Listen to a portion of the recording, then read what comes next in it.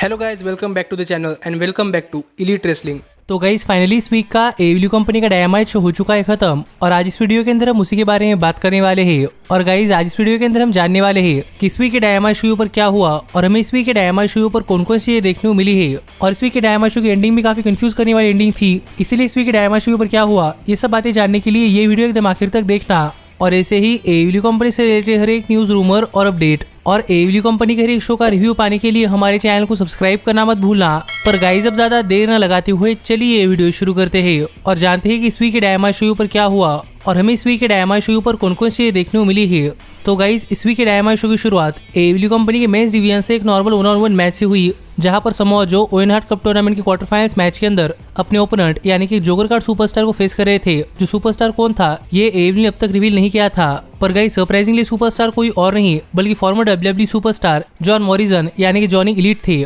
लेकिन जहां तक बात है इस मैच की, तो गाइस जैसे ही मैच शुरू हुआ वैसे हमें इस मैच के अंदर जॉनी इलीट और समोआ जो इन दोनों की तरफ से बहुत ही बढ़िया मूव्स देखने को मिले हैं। और हर बार की तरह ही जॉनी इलीट ने भी इस मैच के अंदर अपने बहुत ही बड़े हाई फ्लाइंग मूव्स लगाए, लेकिन समोआ जो ने इस मैच के अंदर जॉनी इलीट के ऊपर काफी तगड़ा अटैक करना स्टार्ट कर दिया और समोआ जो ने इस मैच के अंदर जॉनी इलीट को काफी डैमेज कर दिया था। पर फिर भी किस तरीके से जॉनी इलीट ने अपना कमबैक कर लिया और जॉनी इलीट समोआ जो के ऊपर अपना फिनिशर लगाने के लिए गए, पर समोआ जो ने इसे रिवर्स कर दिया और समोआ जो ने जॉनी इलीट के ऊपर अपना फिनिशर मसल बस्टर लगा दिया और यहाँ पर जॉनी इलीट को पिन कर समोआ जो ने ये मैच जीत लिया है। और समोआ जो ये मैच जीतकर एडब्ल्यू कंपनी के ओवेन हार्ट कप टूर्नामेंट के अंदर एक राउंड आगे बढ़ चुके हैं। लेकिन गाइस समोआ जो के मैच जीतते ही यहाँ पर जे लिथल, संजय दत्त और सतनाम सिंह आ गए और इन्होंने यहाँ पर आकर समोआ जो के ऊपर अटैक करना स्टार्ट कर दिया और सतनाम सिंह ने समोआ जो को पकड़ लिया, जहाँ पर जे लिथल ने एक पाइप लेकर समोआ जो के शोल्डर्स के ऊपर अटैक किया। पर तभी यहाँ पर समोआ जो को बचाने के लिए कोई और नहीं बल्कि बेस्ट फ्रेंड्स और रॉकी रोमेरो आ गए, जहाँ पर बेस्ट फ्रेंड्स और रॉकी रोमेरो को देखकर सतनाम सिंह, संजय दत्त और जे लिथल यहाँ चले गए। फिर यही ओपनिंग मैच था और ओपनिंग सेगमेंट था जो कि हमें इस वीक के डायनामाइट शो को ओपन करता हुआ दिखाई दिया।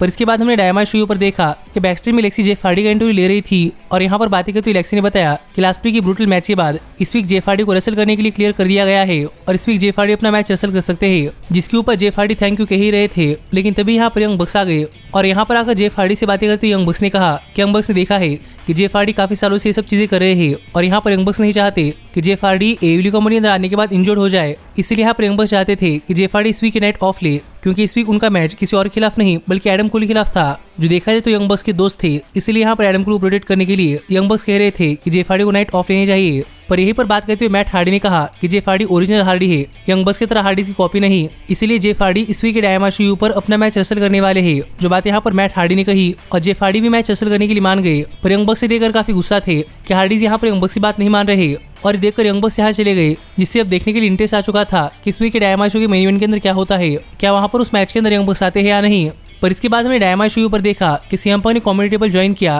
क्योंकि इसके बाद डायनामाइट शो पर एडब्ल्यू कंपनी के वर्ल्ड हेवीवेट चैंपियन यानी कि Hangman Adam Page Japanese superstar Konosuke Takeshita को फेस कर रहे थे। और अगर यहाँ पर हम बात करें इस मैच की, तो गाइस सरप्राइजिंगली मैच शुरू होते ही कोनोसुके ने एडम हैंगमैन पेज के ऊपर अटैक करना स्टार्ट कर दिया और गाइस ये अटैक कोई छोटा मोटा अटैक नहीं बल्कि काफी तगड़ा अटैक था। पर हैंगमैन पेज भी किस तरीके से इस मैच के अंदर अपना कमबैक कर पाए और हैंगमैन पेज ने इस मैच के अंदर कोनोसुके के ऊपर काफी तगड़े तगड़े मूव्स लगाए। पर ये मैच रेसल करते समय बार बार Hangman Adam Page comedy team पर बैठे हुए सीएम पंक को देख रहे थे, जिससे कि हैंगमैन पेज इस मैच के अंदर काफी ज्यादा डिस्ट्रैक्ट हो रहे थे और इसी चीज का फायदा उठाकर कोनोसुके ने इस मैच के अंदर अपने बहुत ही बढ़िया मूव्स लगाए हैं और कई बार सरप्राइजिंगली कोनोसुके हैंगमैन पेज को हराने काफी करीब पहुंच चुके थे और कोनोसुके ने इस मैच के अंदर सभी फैंस को अपने बहुत ही बढ़िया मूव्स देकर सरप्राइज कर दिया। और हैंगमैन एडम पेज ने इस मैच के अंदर काफी मार खाया है और ये सब देखकर इस मैच के अंदर दिस इज ऑसम के चैंट्स हो रहे थे, जिससे कि आप समझ सकते थे कि मैच कितना बढ़िया मैच चल रहा था। और कहना पड़ेगा कि पहली बार हैंगमैन एडम पेज ने एक जापानीज सुपरस्टार के खिलाफ एक बहुत ही बढ़िया मैच दिया है। पर इस सब के बावजूद अगर यहाँ पर हम बात करें इस मैच की विनर की, तो गाइस फाइनली इस मैच के आखिर में कोनोसुके हैंगमैन पेज के ऊपर अपना फिनिशर लगाने के लिए जा रहे थे,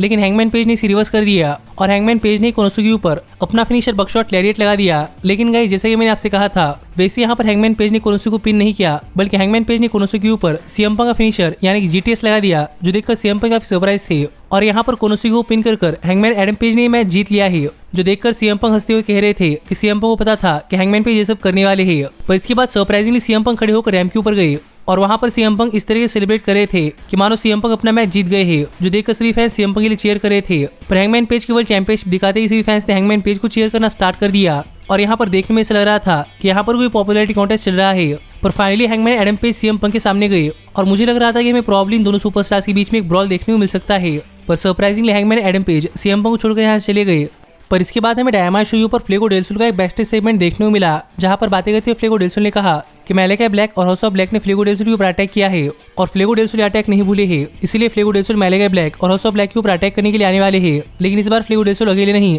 बल्कि उनके साथ डार्क ऑर्डर के नंबर 1 और नंबर 10 है। जो बात यहाँ पर फ्लेगो डेल सोल ने कही और यहाँ पर आकर बातें करते हुए डार्क ऑर्डर के नंबर 1 और नंबर 10 ने कहा कि अब dark order house of black को हराने वाली है। पर इसके बाद हमें डायमंड शो पर कीथ ली और स्कॉट स्ट्रिकलैंड एक टैग टीम मैच के अंदर कुछ लोकल टैलेंट्स को फेस करते हुए दिखाई दिए। और अगर यहाँ पर हम बात करें इस मैच की तो गाइज ये मैच AEW कंपनी के ऑफिशियल रेसलर्स वर्सेस एक लोकल टैलेंट के बीच में था, इसलिए आप समझ सकते हैं कि मैच कैसा होगा। और इस मैच की शुरुआत में स्कॉट स्ट्रिकलैंड ने इस मैच के अंदर अपने बहुत ही बढ़िया मूव्स लगाए, लेकिन जैसे इस मैच के अंदर हेवीवेट सुपरस्टार यानी कि जेडी ड्रेक लीगल हो गए तब कीथ ली इस मैच के अंदर आ गए और कीथ ली ने भी इस मैच के अंदर अपने बहुत ही बढ़िया मूव्स लगाकर काफी जल्दी अपने ओपोनेंट के ऊपर अपना टैग टीम फिनिश लगा दिया और यहाँ पर अपने ओपोनेंट को पिन कर कीथ ली और स्कॉट स्ट्रिकलैंड ने मैच जीत लिया है। जो देखा जाए तो इन दोनों सुपरस्टार्स के लिए काफी आसान मैच था। पर ये मैच खत्म होने के बाद यहाँ पर माइक लेकर बातें करते हुए कीथ ली ने कहा कि सरप्राइजिंगली कीथ ली और स्कॉट स्ट्रिकलैंड ये दोनों एक टैग टीम बन चुके हैं और सरप्राइजिंगली इस जीत के साथ स्कॉट स्ट्रिकलैंड और कीथ ली ये AEW कंपनी के टैग टीम डिवीजन के टॉप 5 रैंकिंग्स के अंदर आ चुके हैं। इसीलिए अब कीथ ली को लगता है कि कीथ ली और स्कॉट स्ट्रिकलैंड इन्हें AEW कंपनी के वर्ल्ड टैग टीम चैंपियनशिप्स के लिए चैलेंज करना चाहिए। जो बात यहाँ पर कीथ ली कर ही रहे थे,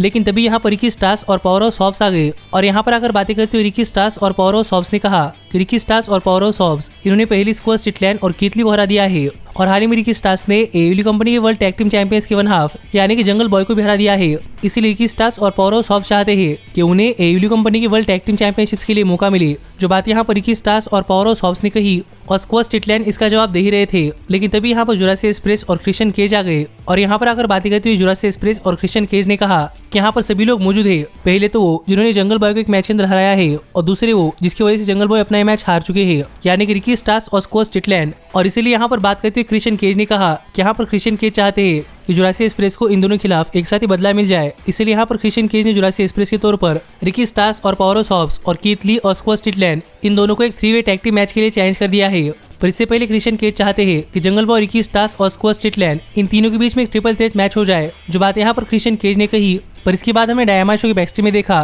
कि टोनी शेवनी, रेड वेलवेट और क्रिस स्टैटलैंडर इन दोनों का इंटरव्यू ले रहे थे क्योंकि आगे चलकर ओवेन हट कप टूर्नामेंट के अंदर इन दोनों का एक क्वार्टर फाइनल्स मैच होने वाला है। और इसीलिए यहाँ पर बात करते हुए रेड वेलवेट ने कहा कि माना कि रेड वेलवेट और क्रिस स्टैटलैंडर रियल लाइफ में एक दूसरे काफी अच्छे दोस्त थे, लेकिन अब हाल फिलहाल में काफी सारी चीजें बदल चुकी है और अब रेड वेलवेट बैटीज का हिस्सा है और बैटीज अपना कोई भी मैच नहीं हारती, इसलिए रेड वेलवेट अपना ये मैच जीतने वाली है। जो बात यहाँ पर रेड वेलवेट ने कही। पर यहीं पर बात करते हुए क्रिस स्टैटलैंडर ने कहा कि हाँ, हाल फिलहाल में काफी सारी चीजें बदल चुकी है, लेकिन अब क्रिस स्टैटलैंडर बदल चुकी है और इस नए एटीट्यूड के साथ क्रिस स्टैटलैंडर AEW कंपनी की विमेंस डिवीजन के अंदर ओवेन हार्ट कप टूर्नामेंट की विनर बनने वाली है। जो बात यहाँ पर क्रिस स्टैटलैंडर ने कही, लेकिन तभी यहाँ पर जेट कारगिल आ गई और यहाँ पर आकर बातें करते हुए जेट कारगिल ने कहा कि माना क्रिस स्टैटलैंडर एलियन से आदमी बन चुके हैं, लेकिन इसका मतलब ये नहीं कि क्रिस स्टैटलैंडर लूजर से विनर बन चुके हैं, क्योंकि क्रिस स्टैटलैंडर ये मैच हारने वाली है और रेड वेलवेट ये मैच जीतने वाली है। जो बातें कहकर जेट कारगिल यहाँ चली गई। पर इसके बाद हमें डायमंड शो पर MJF आती हुई दिखाई दी और यहाँ पर आकर बातें करती हुई MJF ने कहा कि MJF वार्डलो के ऊपर कभी टर्न नहीं होते, लेकिन वार्डलो ने MJF को उनके ऊपर टर्न करने के लिए मजबूर कर दिया है क्योंकि वार्डलो पहले MJF के ऊपर टर्न हो गए हैं। इसीलिए अब MJF वार्डलो की लाइफ एक लिविंग हेल बनाने वाले हैं, जिसके बाद वार्डलो AEW कंपनी के लिए भी काम नहीं कर सकते। जो बात यहाँ पर MJF ने कही और इसके बाद MJF ने यहाँ पर वार्डलो को बुला लिया, जिसके बाद वार्डलो सिक्योरिटी गार्ड्स के साथ यहाँ पर आ गए और यहाँ पर वार्डलो के हाथ में हैंडकफ्स भी थे और यहाँ पर वार्डलो MJF के हाथ 10 कोड़े खाने के लिए आए थे और यहाँ पर MJF ने वार्डलो के ऊपर कोड़े बरसाने के लिए अपना बेल्ट निकाला और MJF ने वार्डलो के ऊपर कोड़े बरसाना स्टार्ट कर दिया। पर यहाँ पर वार्डलो जरा भी नहीं हिले और यहाँ पर वार्डलो हंस रहे थे, जो देखकर MJF काफी सरप्राइज हो रहे थे और यहाँ पर MJF ने गुस्से में वार्डलो के ऊपर एक और कोड़ा लगाया, पर फिर भी वार्डलो नहीं हिल रहे थे, जो देखकर MJF काफी फ्रस्ट्रेट हो गई और यहाँ पर MJF ने वार्डलो के ऊपर लगातार 1 नहीं 2 नहीं बल्कि 5 कोड़े लगाए, पर फिर भी यहाँ पर वार्डलो जरा भी नहीं हिले, जो देखकर सभी फैंस काफी शॉक थे। पर शॉन स्पियर्स MJF को दूर ले गए और यहाँ पर MJF चिल्ला चिल्ला कर कह रहे थे कि MJF को पता है कि वार्डलो को दर्द हो रहा है, पर वार्डलो दर्द नहीं दिखा रहे। पर यहाँ पर शॉन स्पियर्स ने MJF के हाथ से बेल्ट ले लिया और शॉन स्पियर्स ने वार्डलो के ऊपर अटैक कर दिया, जिस पर भी वार्डलो कुछ नहीं हुआ। लेकिन जब वार्डलो के ऊपर 9th कोड़ा पड़ा तब वार्डलो गुस्से में MJF की तरफ गए, पर इसीलिए नहीं कि वार्डलो को दर्द हुआ है, बल्कि इसलिए क्योंकि अब सिर्फ 1 कोड़ा बाकी है और यहाँ पर वार्डलो कोड़ा खाने के लिए तैयार थे। पर सरप्राइजिंगली यहाँ पर MJF ने वार्डलो के ऊपर एक लोबलो लगा दिया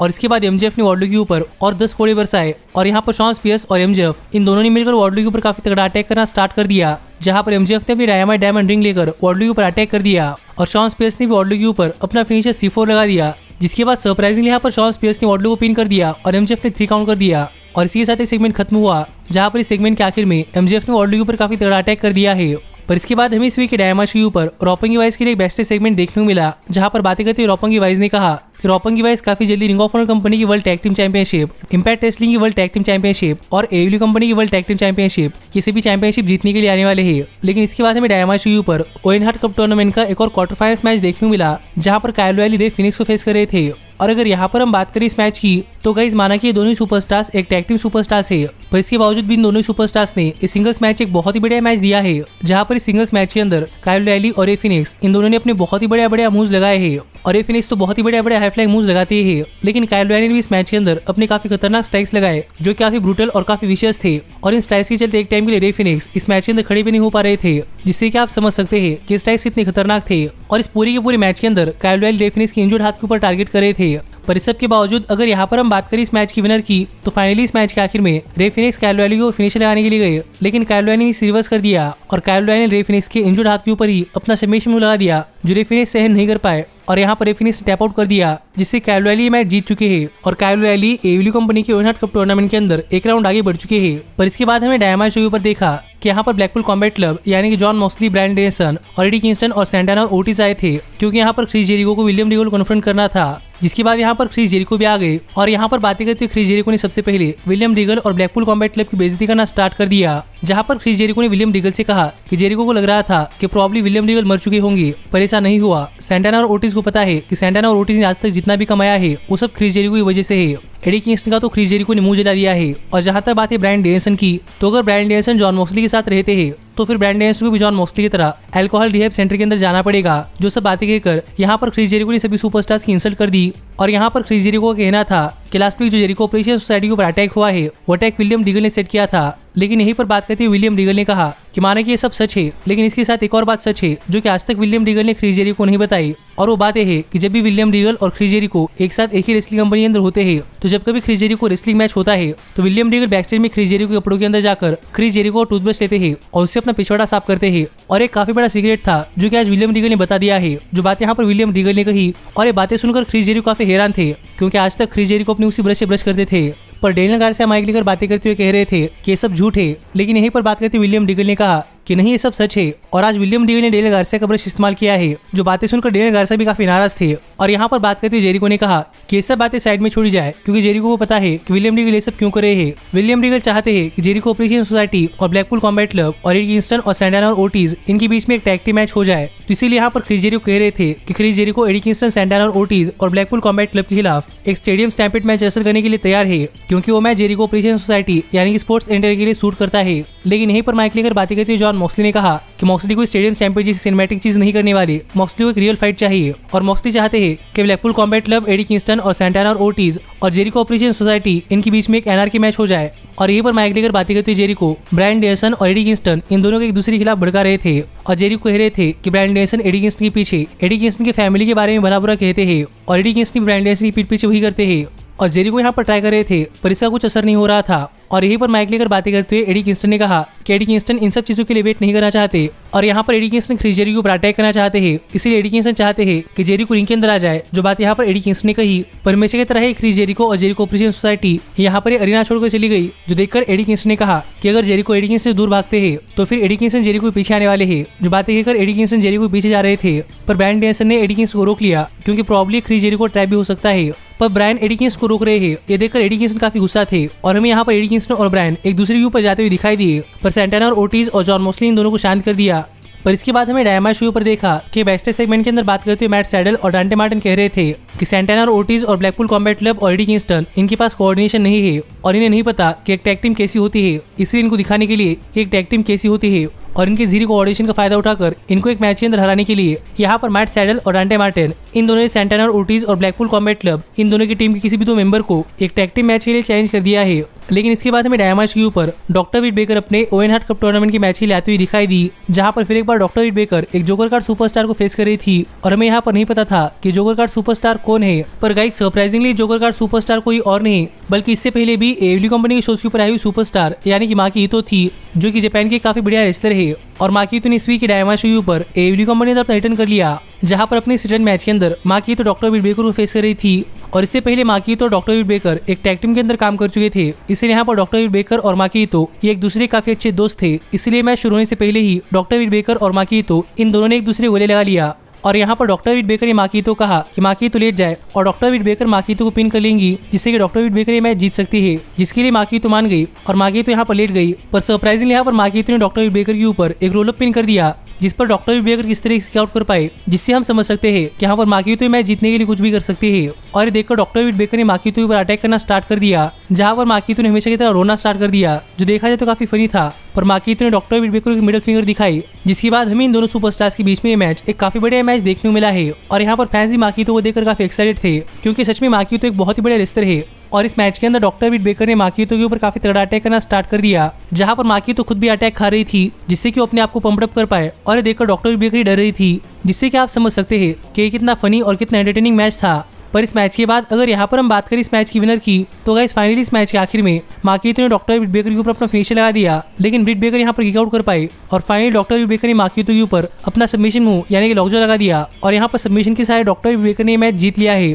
और डॉक्टर विट बेकर एडब्ल्यू कंपनी के ओवन कप टूर्नामेंट के अंदर एक राउंड आगे बढ़ चुकी है। पर गाइस ये मैच खत्म होने के बाद यहाँ पर डॉक्टर विट बेकर माकीतो का मजाक उड़ा रही थी, पर तभी यहाँ पर टोनी स्टॉर्म आ गई और हमें यहाँ पर डॉक्टर विट बेकर और टोनी स्टॉर्म इनके बीच में एक स्टे डाउन देखने को मिला, क्योंकि आगे चलकर इस टूर्नामेंट के अंदर डॉक्टर विट बेकर और टोनी स्टॉर्म का मैच होने वाला है। पर इसके बाद डायनामाइट के ऊपर टोनी शिवानी आ गए और यहाँ पर टोनी शिवानी कुछ कह रहे थे, लेकिन तभी यहाँ पर सेरेना डेप आ गई और यहाँ पर आकर सेरेना डेप ने टोनी शिवानी को भला बुरा कहना स्टार्ट कर दिया, क्योंकि टोनी शिवानी ने लास्ट वीक अपनी प्रेडिक्शन के अंदर कहा था कि थंडर रोजा सेरेना डेप को हराकर ये मैच जीतने वाली है। और ये सुनकर सेरेना डेप काफी नाराज थी और इसके साथ यहाँ पर सेरेना डेप ने डस्टन रोड्स भी बुला लिया, जिन्होंने भी लास्ट वीक प्रेडिक्ट किया था कि सेरेना डेप ये मैच हारने वाली है। और इस सुनकर सेरेना डेप काफी नाराज थी, क्योंकि सेरेना डेप को ऐसा लग रहा था कि सभी सुपरस्टार सेरेना डेप को अंडरएस्टिमेट कर रहे हैं, जबकि सेरेना डेप ने ऐसा टाइम सर्वाइव किया है जिस टाइम के अंदर रेसलिंग इंडस्ट्री के अंदर काफी सारी वीमेंस नहीं थी। और तब अपने आप को प्रूव करने के लिए सेरेना डेप ने अपना खुद का हेड शेव कर लिया था, जो बातें सुनकर यहाँ पर सेरेना डेप ने अपने आप के लिए सिंपैथी पाली है। और यहाँ पर डेप के पास भी एक रीजन है कि क्यों उन्हें वर्ल्ड चैंपियन बनना है, कि वो डस्टन रोड्स और टोनी शिवानी इन जैसे आदमियों को गलत प्रूव कर सके। जो बातें की सेरेना डेप ने डस्टन रोड्स के ऊपर एक स्लैप लगा दी और देखकर यहाँ पर थंडर रोजा आ गई और यहाँ पर थंडर रोजा सेरेना डेप के ऊपर अटैक करने के लिए जा रही थी, पर डस्टन रोड्स ने थंडर रोजा को रोक लिया और यहाँ पर हड़बड़ाहट में थंडर रोजा ने एक्सीडेंटली डस्टन रोड्स के ऊपर अटैक कर दिया, जो देखकर थंडर रोजा काफी गिल्टी फील कर रही थी। पर इसी चीज का फायदा उठाकर सेरेना डेप ने एडब्ल्यू कंपनी की विमेंस वर्ल्ड हेवीवेट चैंपियनशिप उठाई और उस चैंपियनशिप से थंडर रोजा के ऊपर अटैक किया और सेरेना डेप यहाँ से चैंपियनशिप लेकर चली गई। लेकिन गाइज इस सब के बाद फाइनली यहाँ पर टाइम हो चुका था इस वीक के डायनामाइट शो के मेन इवेंट का, जहाँ पर हमें ओवन कप टूर्नामेंट के अंदर एक सेमीफाइनल्स मैच में एडम कोल जेफ हार्डी को फेस करते दिखाई दे रहे थे। और यहाँ पर जेफ हार्डी इस मैच के लिए आ रहे थे, पर हार्डी के एंट्रेंस चलने के दौरान ही एडम कोल ने जेफ हार्डी को ऊपर अटैक करना स्टार्ट कर दिया, जिसके बाद ये मैच ऑफिशियली स्टार्ट हुआ। और मैच से पहले किए गए अटैक की वजह से एडम कोल ने इस मैच की शुरुआत में डोमिनेट किया, पर जैसे जैसे ये मैच आगे बढ़ा वैसे वैसे जेफ हार्डी ने इस मैच के अंदर अपना कमबैक कर लिया और जेफ हार्डी ने एडम कोल के ऊपर बहुत ही बढ़िया मूव्स लगाए। और गाइस हमें ये मैच भी एक बहुत ही बढ़िया मैच देखने को मिला है और इस मैच के अंदर भी बहुत ही बढ़िया मूवमेंट्स थे, जैसे कि एडम कोल का जेफ हार्डी के ऊपर विस्पर इन द विंड के बीच में एक सुपर किक लगाना। पर एक बहुत ही बढ़िया और फिनोमिनल मैच के बाद अगर यहाँ पर हम बात करें इस मैच की विनर की, तो फाइनली यहाँ पर एडम कोल जेफ हार्डी के ऊपर अपना फिनिशर लगाने के लिए गए, पर हार्डी ने रिवर्स कर दिया और हार्डी ने एडम कोल के ऊपर अपना फिनिशर ट्विस्ट ऑफ फेट लगा दिया और हार्डी एडम कोल के ऊपर स्वॉन्टन बम लगाने के लिए गए, पर एडम कोल साइड में हट गए और एडम कोल ने जेफ हार्डी के ऊपर अपना फिनिशर बूम लगा दिया और यहाँ पर जेफ हार्डी को पिन कर एडम कोल ने मैच जीत लिया है और Adam Cole oven cup tournament के अंदर फाइनल्स राउंड के अंदर पहुंच चुके हैं। और ये मैच खत्म होने के बाद यहाँ पर मैट हार्डी जेफ हार्डी को चेक कर रहे थे, लेकिन एडम कोल मैट हार्डी को ऊपर अटैक करने के लिए जा रहे थे, जो मैट हार्डी ने देख लिया और यहाँ पर मैट हार्डी एडम कोल से बात कर रहे थे और इतने में जेफ हार्डी भी खड़े हो गए और सरप्राइजिंगली यहाँ पर तभी कोई और नहीं बल्कि यंग बक्स आ गए और यंग बक्स हार्डीज के ऊपर सुपर किक लाने के लिए जा रहे थे, लेकिन हार्डीज ने पीछे मुड़कर देख लिया, जो देखकर यंग बक्स रुक गए, पर पीछे से एडम कोल ने हार्डीज के ऊपर अटैक कर दिया, जिसके बाद यंग बक्स ने भी हार्डीज के ऊपर अपना फिनिशर बीटी ट्रिगर लगा दिया और यहाँ पर हार्डीज को बचाने के लिए कोई और नहीं बल्कि डार्बी एलिन और स्टिंग आ गए और इनके बीच में हमें एक ब्रॉल देखने को मिला। और गाइस सरप्राइजिंगली इस ब्रॉल के अंदर इस वीक का डायनामाइट शो ऑकवर्डली ऑफ चला गया, जिससे कि हमें पता ही नहीं चला कि इस वीक के डायनामाइट शो के आखिर में क्या हुआ। पर प्रॉब्ली इस वीक का डायनामाइट शो रेगुलर टाइम से थोड़ा पर आगे बढ़ चुका था, इसलिए इस वीक का डायनामाइट शो ऑकवर्डली ऑफ चला गया। पर यही सब चीजें थी जो कि इस वीक के डायनामाइट शो के ऊपर हुई और आप मुझे कमेंट कर बताइए कि इन सब चीजों के ऊपर आपका क्या कहना है और आपको इस वीक का डायनामाइट शो कैसा लगा। पर गाइज मुझे इस वीक का डायनामाइट शो एक ठीक ठाक डायनामाइट शो लगा, क्योंकि मैंने इस वीक के डायनामाइट शो से काफी सारी एक्सपेक्टेशन लगाई थी और वो एक्सपेक्टेशन फुलफिल नहीं हुई, इसलिए मुझे इस वीक का डायनामाइट शो एक ठीक ठाक डायनामाइट शो लगा। पर आप ऐसे ही एडब्ल्यू कंपनी से रिलेटेड हर एक न्यूज रूमर और अपडेट और एडब्ल्यू कंपनी के हर एक शो का रिव्यू पाने के लिए हमारे चैनल को सब्सक्राइब करना मत भूलना। और गाइज अब मैं मिलता हूँ आपसे अगली वीडियो के अंदर, पर तब तक stay healthy, stay happy and keep watching elite wrestling. Hey, did you like that video? Click the screen for more. And where do you think you're going? Check out our official merchandise page and to support the entire cast. And thanks so much for being the elite. The elite, the elite. What, Nick, you're not going to sing it all with me this time?